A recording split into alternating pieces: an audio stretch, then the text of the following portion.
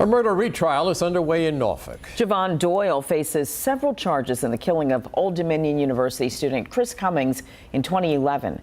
A judge declared a mistrial in August because jurors couldn't reach a verdict for Doyle. Allison Basil is live outside the courthouse now. So, Allison, what happened today? Well, Nicole, today the prosecution rested its case after a packed day of testimony from investigators, Chris Cummings' roommate and a former inmate. Now, attorneys also flew down an inmate to Norfolk who knew Doyle, but they say today he refused to testify. Prosecutors showed graphic photos in the courtroom of Chris Cummings lying by his front door, covered in blood. Cummings' roommate at ODU, Jake Carey, told jurors about the home invasion on June 10, 2011.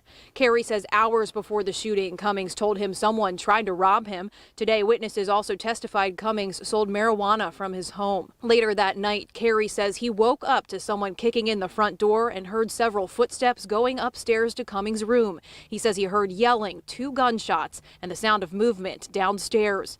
Carey told jurors once it got quiet, he opened his door to see a tall, dark figure run out of the house. Carey says he came out and saw Cummings lying at the bottom of the steps. Then he says someone shot him multiple times and he passed out. Prosecutors say they questioned Cummings' neighbor, who testified he is 80 to 90% sure he saw Doyle run out of the house.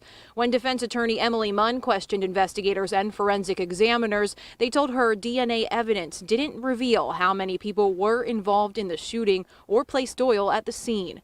Prosecutors called a former inmate to the stand who said Doyle told him he and his buddies were responsible for Cummings' death. Cummings' father says his family is hoping for a conviction this time around, while Doyle's defense attorney has said her client maintains his innocence.